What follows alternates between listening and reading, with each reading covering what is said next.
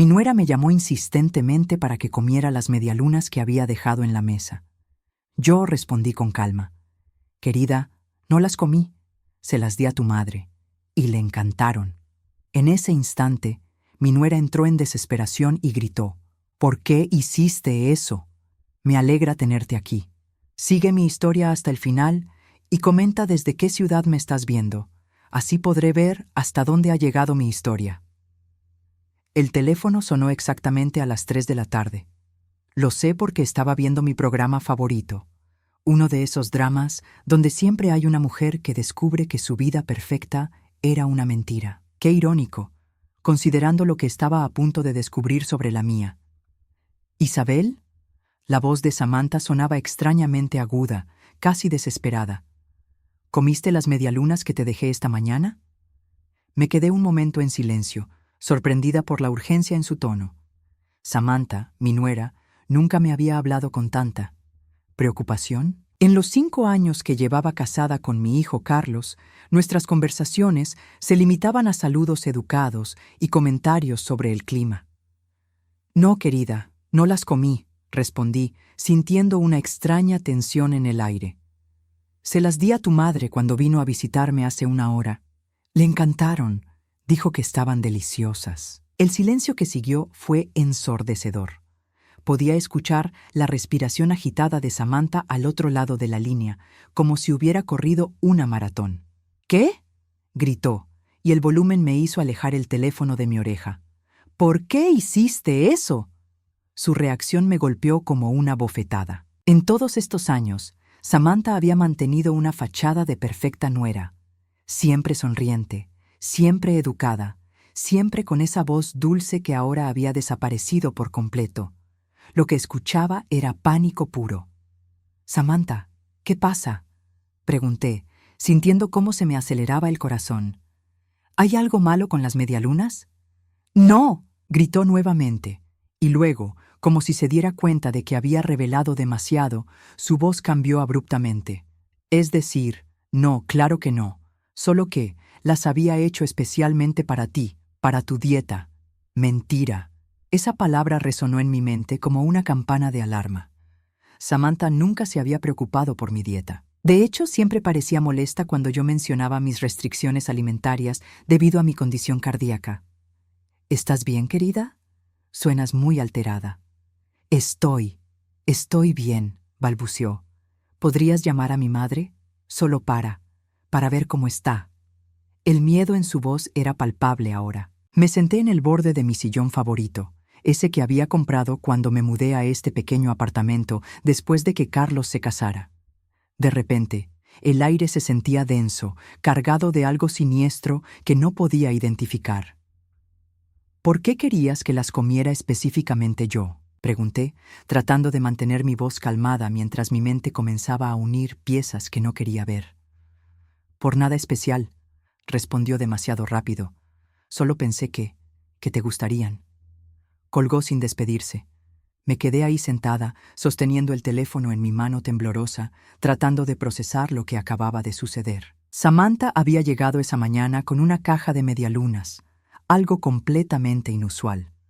Había insistido en que las guardara en la mesa de la cocina, que me las comiera cuando tuviera hambre.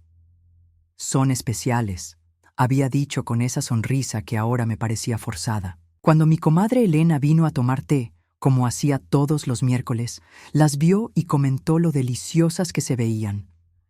Sin pensarlo 2 veces, le dije que se llevara algunas para su hija, que acababa de dar a luz. Elena se llevó la mitad de la caja, y cuando Samantha llegó después preguntando por su madre, le dije que se había llevado el resto. Ahora, recordando la cara de pánico de Samantha cuando le conté que su madre se había llevado las medialunas, sentí un escalofrío recorrer mi espina dorsal. Marqué el número de Elena con dedos que temblaban ligeramente. «¿Elena? Soy Isabel.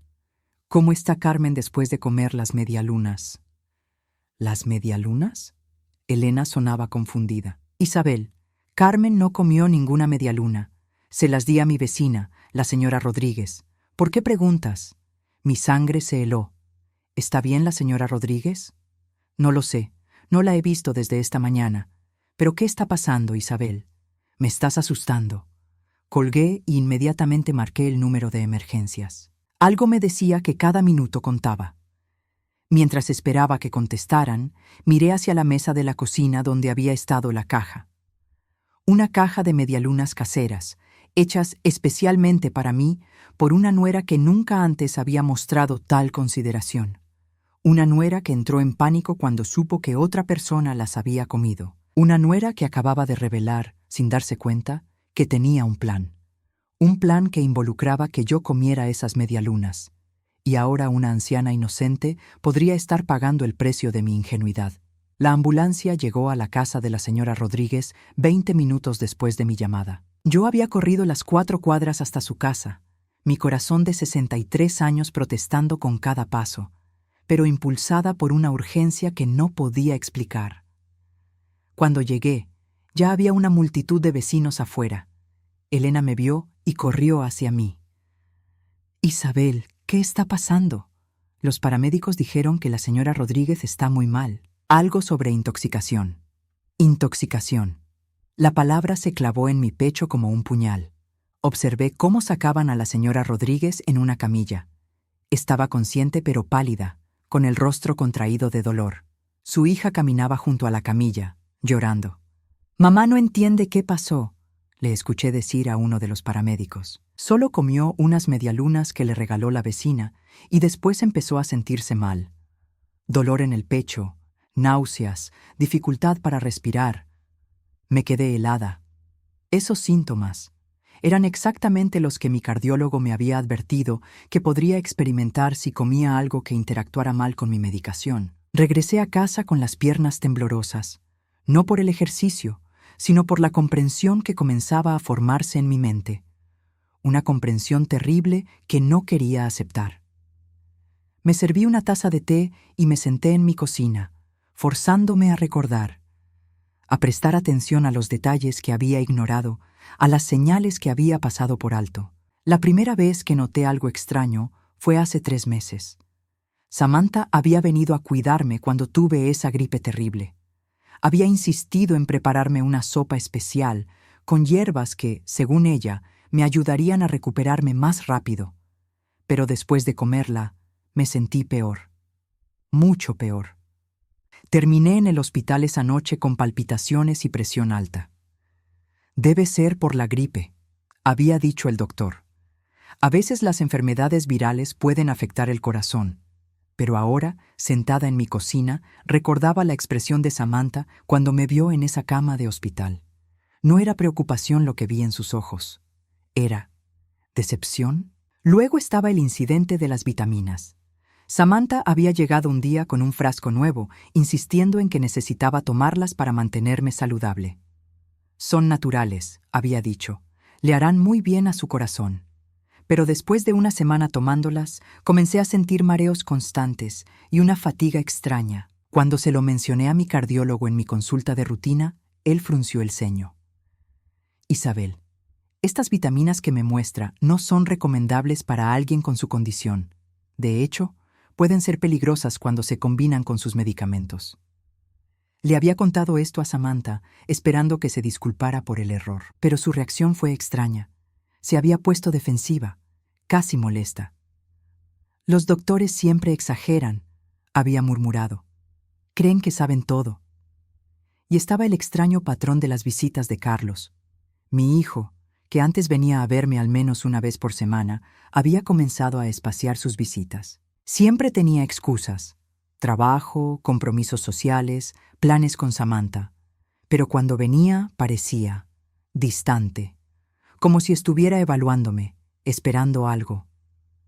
«¿Cómo te sientes, mamá?», me preguntaba con una intensidad que no había tenido antes. «¿Has tenido algún problema con el corazón últimamente?». En ese momento pensé que se preocupaba por mi salud. Ahora me preguntaba si estaba esperando noticias diferentes. El teléfono sonó, interrumpiendo mis pensamientos. Era Elena. «Isabel, acabo de hablar con la hija de la señora Rodríguez.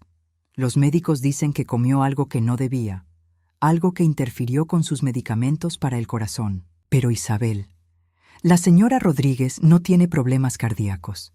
Se me cayó la taza de té de las manos, estrellándose contra el suelo de la cocina. ¿Qué dijiste?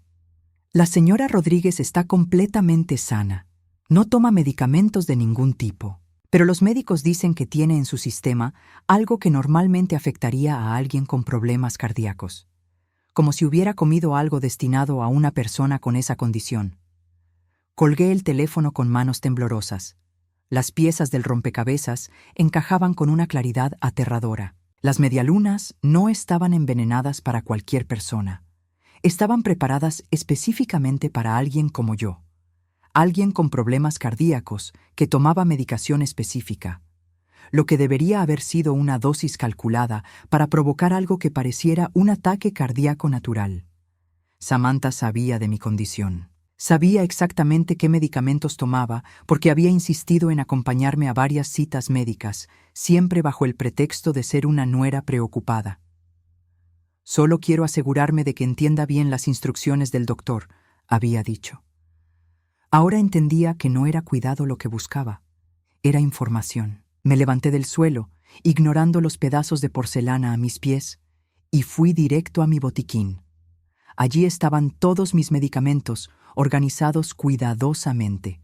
Medicamentos que Samantha había visto, fotografiado con su teléfono para recordar en caso de emergencia, y sobre los cuales había hecho preguntas muy específicas. La revelación me golpeó con la fuerza de un tsunami. Mi nuera no había estado cuidándome todos estos meses. Había estado estudiándome, aprendiendo, preparándose, y hoy había sido el día elegido para el examen final. Esa noche no pude dormir. Me quedé despierta hasta las 4 de la madrugada, sentada en mi sillón, mirando hacia la mesa de la cocina donde habían estado las medialunas. Mi mente no podía dejar de darle vueltas a la misma pregunta. ¿Qué habría pasado si me las hubiera comido? Al amanecer, tomé una decisión que cambiaría todo. Necesitaba pruebas. Me vestí temprano y caminé hasta la casa de Elena. Sabía que guardaba todo en su refrigerador, incluso las sobras que no planeaba comer. Era una mujer que había vivido tiempos difíciles y nunca desperdiciaba nada. Elena, ¿por casualidad guardaste alguna de esas medialunas? Sí, claro, respondió, invitándome a pasar. Guardé 2 en el refrigerador. Después de lo que pasó con la señora Rodríguez, no me atreví a comerlas. ¿Crees que realmente había algo malo en ellas? Eso es lo que quiero averiguar. Elena me entregó las 2 medialunas envueltas en papel aluminio. Se veían completamente normales. Doradas, con semillas de amapola espolvoreadas encima, exactamente como las que Samantha solía comprar en la panadería del barrio. Pero estas las había hecho ella misma. Especialmente para ti, había dicho. De regreso a casa, busqué en internet hasta encontrar lo que necesitaba. Un laboratorio privado que hacía análisis de alimentos. Era caro, pero no me importaba. Necesitaba saber la verdad. Mientras esperaba los resultados, que tardarían 3 días, decidí hacer mi propia investigación. Si Samantha había estado planeando esto durante meses, tenía que haber dejado algún rastro. Comencé por revisar mi propia casa. Busqué en lugares donde nunca había pensado buscar antes. Y fue en el armario de mi dormitorio, donde encontré algo que me heló la sangre. Detrás de una caja de zapatos había un pequeño cuaderno. No era mío. La letra era de Samantha. Mis manos temblaron mientras lo abría. Las primeras páginas contenían información sobre mí que me hizo sentir como si alguien me hubiera estado espiando durante años. Isabel, 63 años, vive sola desde hace 5 años, condición cardíaca diagnosticada en 2019. Medicamentos, metoprolol, 50 milibis 2 veces al día, lisinopril, 10 milis 1 vez al día. La lista continuaba con detalles minuciosos sobre mi rutina diaria, mis hábitos alimentarios, incluso los horarios en que solía estar sola en casa. Pero lo que me dejó sin respiración fueron las páginas siguientes. Interacciones peligrosas. Metoprolol, plus suplementos de potasio, cors arritmia severa. Lisinopril, plus antiinflamatorios, plus falla renal. Combinaciones que pueden simular ataque cardíaco natural. Había investigado meticulosamente cómo matarme. Más adelante encontré algo aún peor, Un cronograma. Marzo. Establecer patrón de cuidado. Ganar confianza médica. Abril. Introducir suplementos beneficiosos. Observar reacciones. Mayo. Prueba con sopa medicinal. Resultado. Hospitalización, pero sobrevivió. Junio. Vitaminas. Resultado. Síntomas leves, suspendidos por el médico. Julio. Plan final. Medicación concentrada en alimento irresistible. El cuaderno se me cayó de las manos. Samantha había estado documentando sus intentos de asesinarme como si fuera un experimento científico. Pero había más.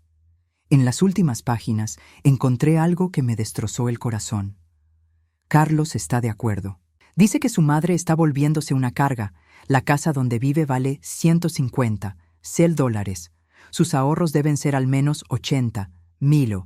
Total estimado, $230,000. Plan. Después del ataque cardíaco, Carlos heredará todo. Podemos pagar la hipoteca de nuestra casa y finalmente tener el bebé que queremos. Carlos preguntó si estoy segura de que parecerá natural. Le aseguré que con su historial cardíaco nadie sospechará. Tuve que correr al baño. Vomité hasta que no quedó nada en mi estómago excepto bilis amarga. Mi propio hijo, mi único hijo, por quien había trabajado doble turno durante años para pagarle la universidad, había aprobado mi asesinato. No era solo Samantha. Carlos estaba involucrado. Cuando logré componerme, seguí leyendo. La última entrada era de 2 días antes. Todo listo. Isabel confía completamente en mí. Las medialunas contienen suficiente extracto de digitalis para provocar arritmia fatal en alguien con su medicación. Carlos estará, casualmente, de viaje de negocios cuando suceda. Coartada perfecta. Nota: asegurarme de que coma las medialunas antes de las 3 p.m. A esa hora estaré en el trabajo, también con coartada. Digitalis. Busqué la palabra en internet y casi me desmayo al leer los resultados. Era un extracto de la planta de Dalera, que en pequeñas dosis se usaba como medicamento cardíaco, pero en dosis altas era letal. Y combinado con mis medicamentos actuales. Los síntomas de intoxicación por digitalis incluían náuseas, vómitos, confusión y finalmente arritmia cardíaca severa que podía resultar en muerte. Para alguien con mi historial médico, parecería un ataque cardíaco completamente natural. El plan era perfecto. Casi perfecto. Samantha no había contado con que yo fuera lo suficientemente generosa como para compartir su regalo con otros. Esa tarde, cuando llegaron los resultados del laboratorio, confirmaron mis peores temores. Las medialunas contenían niveles peligrosamente altos de digitalis, cuidadosamente incorporados en la masa de tal manera que eran indetectables al gusto. Me senté en mi cocina, sosteniendo el reporte del laboratorio en una mano y el cuaderno de Samantha en la otra. Tenía todas las pruebas que necesitaba para enviar a mi nuera a la cárcel, pero también tenía algo más. Tenía la confirmación de que mi propio hijo quería verme muerta. Esa noche, cuando Carlos me llamó para ver cómo estaba, su voz sonaba extrañamente tensa. «¿Cómo te sientes, mamá? ¿Todo bien?» «Todo perfecto, hijo», respondí, manteniendo mi voz tranquila. «Samantha me trajo unas medialunas deliciosas hoy». «Ah, ¿sí? ¿Te las comiste?» La expectativa en su voz era inconfundible. Estaba esperando noticias de mi muerte. Cada una de ellas, mentí, estaban exquisitas. El silencio que siguió fue revelador. Luego, su voz cambió, volviéndose casi fría. «Bueno, me alegro. Que tengas buenas noches, mamá». Colgó sin decir «te amo», como siempre había hecho desde que era niño. En ese momento supe que mi hijo ya me consideraba muerta. Pero yo estaba muy viva, y ahora tenía que decidir qué hacer con esa ventaja. Los siguientes días fueron los más difíciles de mi vida. Actuar normal frente a mi hijo y mi nuera, sabiendo que habían planeado mi muerte, requería una fuerza que no sabía que tenía. Pero necesitaba entender por qué. ¿Qué los había llevado a tomar una decisión tan extrema? La respuesta llegó 3 días después, cuando decidí hacer algo que nunca había hecho antes: espiar a mi propia familia. Carlos trabajaba en una oficina de contabilidad en el centro de la ciudad. Sabía que almorzaba todos los días en el mismo café, un pequeño lugar a 2 cuadras de su oficina. Me estacioné al otro lado de la calle y esperé. Lo vi llegar puntualmente a las 12:30, como siempre. Pero no estaba solo. Samantha estaba con él, lo cual era extraño porque ella trabajaba en una clínica del otro lado de la ciudad. Los observé a través de la ventana del café, sentados en una mesa del fondo. Sus expresiones eran tensas, preocupadas. Carlos gesticulaba con las manos de esa manera que siempre había hecho cuando estaba frustrado. No podía escuchar lo que decían, pero sus caras lo decían todo. Algo había salido mal con su plan y estaban desesperados. Samantha sacó su teléfono y le mostró algo a Carlos. Vi cómo su cara se descomponía, cómo se llevaba las manos a la cabeza. Fuera lo que había en esa pantalla, los había alterado profundamente. Decidí arriesgarme. Entré al café y me senté en una mesa cercana, lo suficientemente lejos para que no me notaran, pero lo suficientemente cerca para escuchar fragmentos de su conversación. «No podemos esperar más», estaba diciendo Samantha. «El banco nos dio hasta fin de mes». Lo sé», respondió Carlos, su voz cargada de desesperación.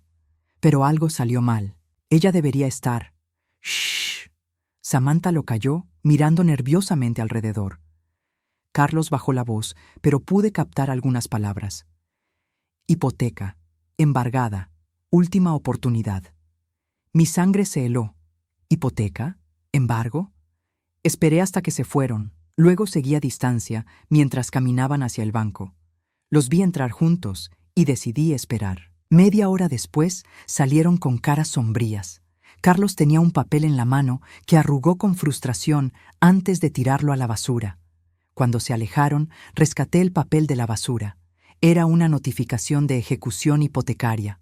Su casa, esa hermosa casa de 2 pisos en el barrio exclusivo donde vivían, estaba a punto de ser embargada.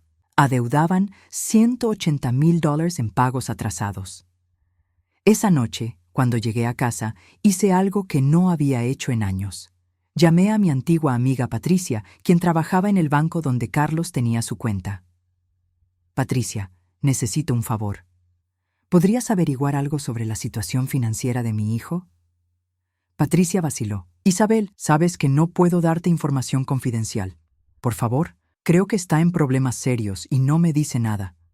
Solo necesito saber si está bien». Después de mucho insistir, Patricia acordó hacer algunas preguntas discretas. Me llamó de vuelta esa misma noche. «Isabel, siéntate antes de que te diga esto. ¿Qué pasa? Tu hijo y su esposa están en una situación financiera desastrosa. Deben dinero a 3 bancos diferentes, tienen 5 tarjetas de crédito al máximo y la hipoteca de su casa está 3 meses atrasada. En total, deben más de 300,000. Se me cortó la respiración. ¿Cómo es posible? Carlos tiene un buen trabajo. Tenía un buen trabajo. Fue despedido hace 6 meses por malversación de fondos menores. No fue procesado penalmente, pero está en una lista negra. No puede conseguir trabajo en ninguna firma contable de la ciudad. La información me golpeó como un martillo. Mi hijo había estado desempleado durante 6 meses y nunca me había dicho nada. Había seguido viniendo a verme, actuando como si todo estuviera bien, mientras su mundo se desmoronaba. ¿Y Samantha?, pregunté, aunque temía la respuesta. También perdió su trabajo hace 3 meses. Aparentemente, hubo problemas con medicamentos faltantes en la clínica. Nada probado, pero la despidieron de todas formas. Todo comenzaba a tener sentido de una manera horrible. Samantha tenía acceso a medicamentos, sabía cómo obtener digitalis, y ambos estaban desesperados por dinero. Patricia, ¿hay algo más que deba saber? Isabel, según mis contactos, han estado preguntando sobre préstamos usando propiedades como garantía. Específicamente, preguntaron sobre usar la propiedad de un familiar como aval. Mi propiedad, mi casa, mi dinero. Colgué el teléfono y me quedé sentada en la oscuridad de mi sala, comprendiendo finalmente la magnitud de la situación. Carlos y Samantha no solo querían mi dinero, lo necesitaban desesperadamente. Estaban al borde de la ruina financiera. posiblemente enfrentando cargos criminales, y yo era su única salvación. Pero en lugar de pedirme ayuda, habían decidido matarme. Al día siguiente hice más investigación. Llamé a la clínica donde trabajaba Samantha y, fingiendo ser una referencia para otro trabajo, conseguí que me confirmaran la razón de su despido. Hubo discrepancias en el inventario de medicamentos controlados, me dijo la administradora. Nada que pudiéramos probar definitivamente, pero la política de la clínica es cero tolerancia. También averigüé sobre Carlos. Un antiguo colega de su firma me confirmó que había sido despedido por apropiación indebida de fondos menores de clientes. No había ido a la cárcel solo porque los montos eran pequeños y había devuelto el dinero, pero su reputación estaba arruinada. La imagen se completaba de manera aterradora. Carlos y Samantha eran dos criminales desesperados que habían visto en mi muerte la solución a todos sus problemas. Esa noche, mientras revisaba los papeles que había encontrado, me di cuenta de algo más. En el cuaderno de Samantha había una página que había pasado por alto antes. Contenía una lista de mis activos estimados. Casa, 150,000. Ahorros, 80,000. Seguro de vida, 100,000. Joyería y otros, 20,000. Total, 350,000. Habían calculado mi valor como si fuera un objeto, no una persona. Pero lo más escalofriante era que sus cálculos estaban completamente equivocados. Mi casa valía 150,000. Eso era correcto. Pero mis ahorros no eran $80,000, eran $8,000.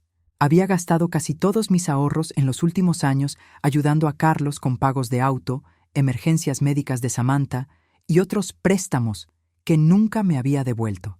Mi seguro de vida era de solo $25,000, no $100,000. Y la joyería que creían valiosa eran en su mayoría piezas de fantasía que había comprado en tiendas de descuento. En total, mi patrimonio real era de aproximadamente 200,000, no 350,000. Ni siquiera era suficiente para salvar su casa del embargo. Habían planeado mi asesinato basándose en información completamente incorrecta. Iban a matarme por dinero que ni siquiera tenía. Esa revelación me llenó de una ira fría y calculadora.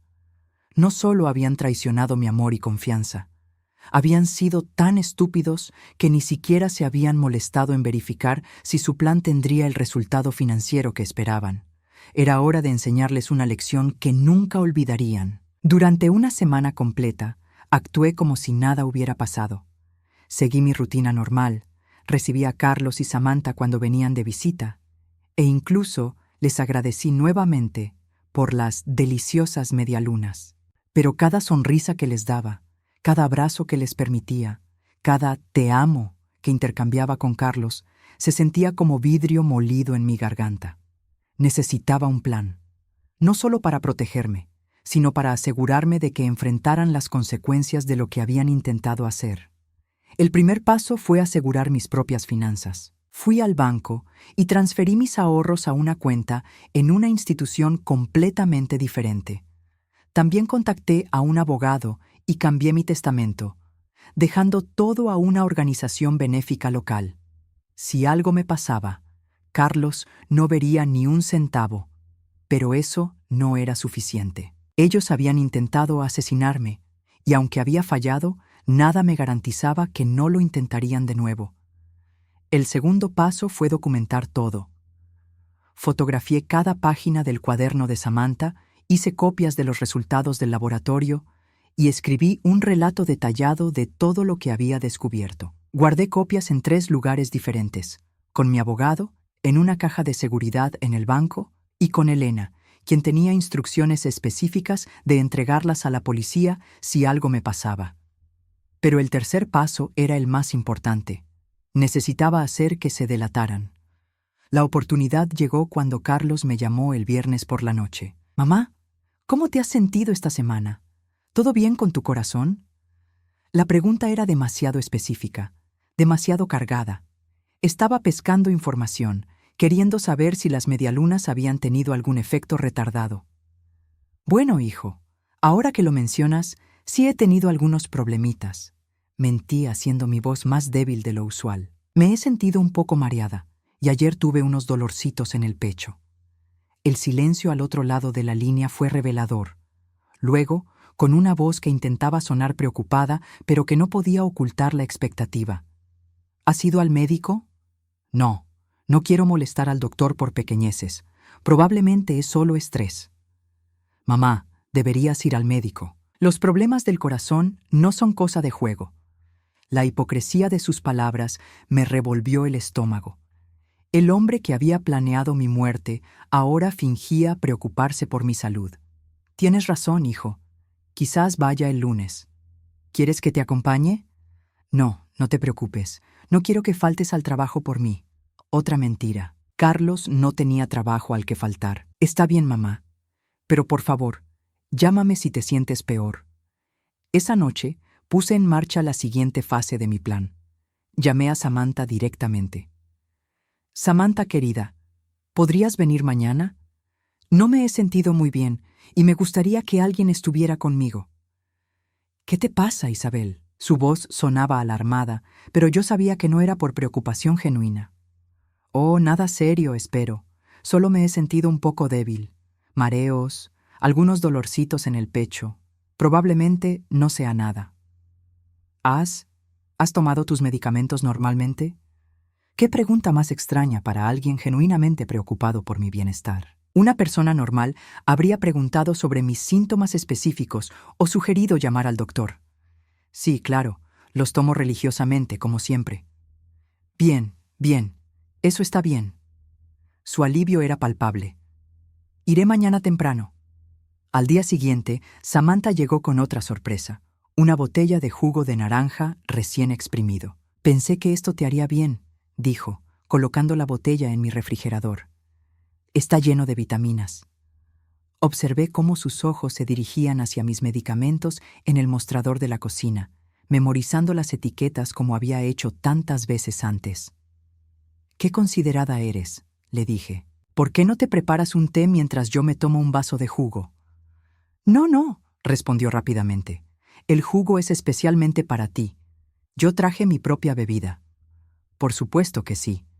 Fingí servirme un vaso del jugo, pero en lugar de tomarlo, lo derramé discretamente en el fregadero cuando ella no estaba mirando. Luego, actué como si me hubiera tomado todo el vaso. «Está delicioso», mentí. «Me siento mejor ya». Durante las siguientes 2 horas, Samantha me observó como un halcón observa a su presa.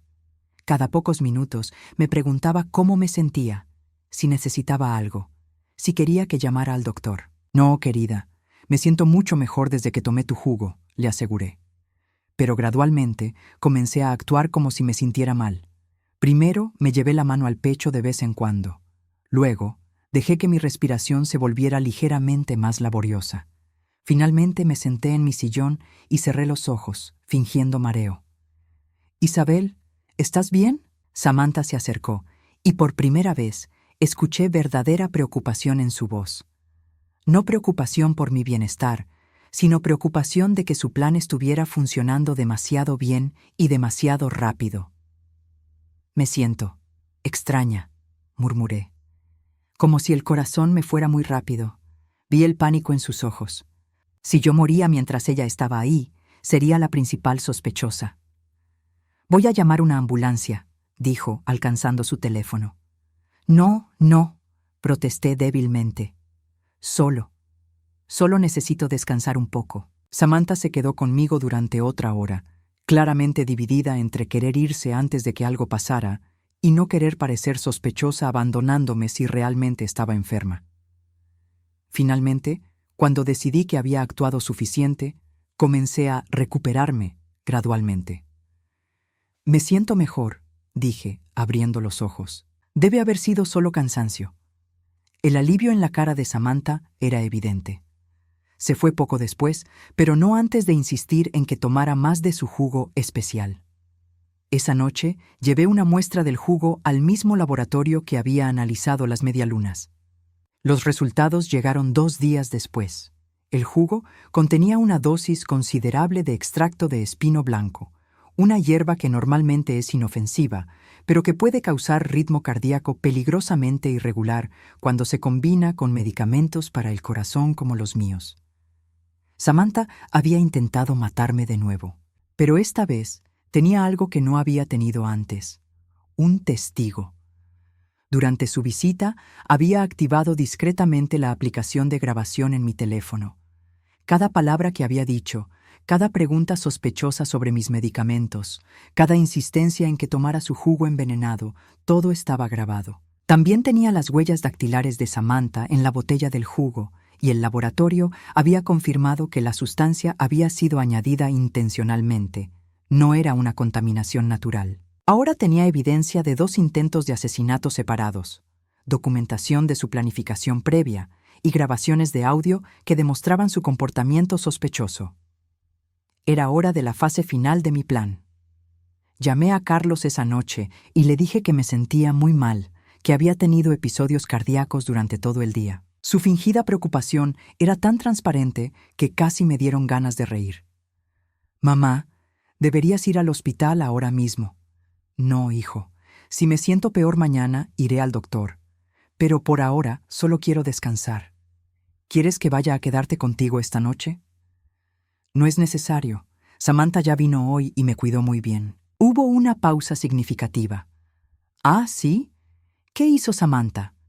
«Me trajo un jugo delicioso que me hizo sentir mucho mejor. Qué suerte tengo de tener una nuera tan atenta». Otra pausa. «Me alegro de que te sintiera mejor, mamá». Pero su voz sonaba tensa, preocupada. Sabía que algo había salido mal otra vez. Al día siguiente, puse en marcha la fase final. Llamé a la policía y les entregué toda la evidencia que había recopilado. El cuaderno de Samantha, los resultados del laboratorio de ambas muestras, las grabaciones de audio, las copias de los documentos financieros que mostraban su desesperación económica y mi testimonio detallado de ambos intentos de asesinato. El detective que tomó mi caso se quedó impactado por la thoroughness de mi documentación. «Señora Isabel, esto es evidencia más que suficiente para procesar a ambos por intento de asesinato. ¿Está dispuesta a testificar?» «Detective», le dije mirándolo directamente a los ojos, «he estado esperando toda mi vida para el momento en que finalmente pueda decir la verdad sobre mi familia. Estaba lista, más que lista. Era hora de que Carlos y Samantha enfrentaran las consecuencias de haber subestimado a una mujer de 63 años que había sobrevivido mucho más de lo que ellos jamás podrían imaginar». El arresto se llevó a cabo un miércoles por la mañana. Yo estaba sentada en mi cocina, tomando café y mirando por la ventana, cuando vi las patrullas llegar a la casa de Carlos y Samantha, 3 cuadras abajo de la mía. El detective Rodríguez me había llamado media hora antes para avisarme que estaban ejecutando las órdenes de arresto. «Pensé que querría saberlo», había dicho con voz amable. Tenía razón. Después de semanas de fingir, de actuar, de temer por mi vida cada vez que sonaba el teléfono, necesitaba ver el momento en que se hiciera justicia. Los observé a través de mis binoculares, los mismos que usaba para observar pájaros en mi jardín, mientras los oficiales salían de sus autos. Samantha salió primero de la casa, con las manos ya alzadas, como si hubiera estado esperando este momento. Su cara estaba pálida, pero había una extraña expresión de resignación en sus facciones. Carlos fue diferente. Lo sacaron en esposas, gritando algo que no podía escuchar desde mi distancia, pero su lenguaje corporal era claro. Rabia, negación, incredulidad. Hasta el final, mi hijo seguía creyendo que podía salirse con la suya. Mi teléfono sonó mientras los veía meter a Samantha en la patrulla. «Isabel, soy el detective Rodríguez. Los tenemos a ambos». Samantha ya confesó todo. Aparentemente, cuando se enteró de que teníamos evidencia física del veneno, decidió cooperar completamente. ¿Y Carlos? Su hijo sigue negando todo. Dice que no sabía nada de los planes de su esposa. Sonreí amargamente. Hasta en su arresto, Carlos seguía siendo un cobarde. «Detective, ¿tiene usted el cuaderno que encontré?» «Sí, señora, y debo decirle que la escritura fue verificada. Ambos escribieron en ese cuaderno. Su hijo no puede negar su participación. Después de colgar, me quedé allí sentada durante mucho tiempo, observando la casa vacía de Carlos. Los vecinos habían salido de sus casas, susurrando entre ellos, señalando. Para mañana, todo el barrio sabría que Carlos y Samantha habían intentado asesinar a su propia madre. Esa tarde, el detective Rodríguez vino a verme personalmente. Señora Isabel, necesito hacerle algunas preguntas más para completar el caso. Pero antes, quiero decirle algo. En mis 20 años como detective, nunca he visto a una víctima recopilar evidencia tan meticulosa y completa. Su documentación probablemente les dará cadena perpetua a ambos. ¿Cadena perpetua? Intento de asesinato premeditado contra un familiar vulnerable, usando venenos, múltiples intentos. Sí, van a estar en prisión por mucho, mucho tiempo. Me sentí vacía. Durante semanas había vivido para este momento, pero ahora que llegó, no sentía la satisfacción que había esperado. Solo una profunda tristeza por la familia que había perdido y un extraño tipo de paz. Esa noche, Elena vino a cenar conmigo. Había sido mi apoyo durante todo este proceso, la única persona en quien había confiado completamente. ¿Cómo te sientes?, me preguntó mientras compartíamos una simple cena de sopa y pan, como si hubiera estado cargando una mochila llena de piedras durante años y finalmente me la hubiera quitado. Respondí honestamente, libre, pero también un poco perdida. ¿Perdida? Durante años, toda mi vida giró alrededor de Carlos. Trabajé extra para pagarle la universidad, ahorré para ayudarlo con su primer auto. Me mudé a este apartamento pequeño para que él pudiera tener la casa familiar cuando se casara. Incluso después de que Samantha llegara y me tratara como un estorbo, seguí tratando de ser la madre perfecta, la suegra perfecta. Elena asintió, entendiendo. Y ahora ya no tienes que hacerlo. Exacto. Por primera vez en 35 años, mi vida es completamente mía. Una semana después, recibí una carta de Carlos desde la cárcel. La sospeché durante mucho tiempo antes de decidir abrirla. Mamá, no puedo creer que hayas hecho esto. Somos familia. Las familias se protegen entre sí, no se destruyen. Samantha está diciendo cosas locas sobre venenos y planes para lastimarte. Pero tienes que saber que yo nunca habría dejado que te pasara algo realmente malo. Solo estábamos desesperados. ¿No puedes entender eso? Necesitábamos ayuda y tú tienes dinero que ni siquiera usas. No era justo que vivieras cómodamente mientras nosotros perdíamos todo. Pero nunca quisimos hacerte daño de verdad. Por favor, retira los cargos. Soy tu único hijo. ¿No significa eso algo para ti? Leí la carta 3 veces, esperando sentir algo. Culpa, pena, incluso enojo. Pero no sentí nada excepto una fría claridad. Carlos aún no entendía lo que había hecho. Aún creía que él era la víctima. Aún pensaba que yo le debía algo. Tomé la carta, la doblé cuidadosamente y la puse en el fuego de mi chimenea. Observé cómo se curvaba y se convertía en cenizas, llevándose con ella los últimos vestigios de culpa maternal que podría haber sentido. 3 meses después, me mudé. No lejos, solo a otro barrio de la ciudad, pero era una casa diferente, un comienzo completamente nuevo. Era pequeña, pero tenía un jardín hermoso donde podía plantar flores y verduras. Tenía una cocina luminosa donde podía cocinar para mí misma sin preguntarme si alguien había puesto veneno en mis ingredientes. Elena me ayudó con la mudanza, junto con algunas otras amigas que había hecho en mi clase de pintura. Otra cosa nueva que había comenzado después del juicio. Resulta que tenía talento para las acuarelas. ¿Quién lo habría sabido?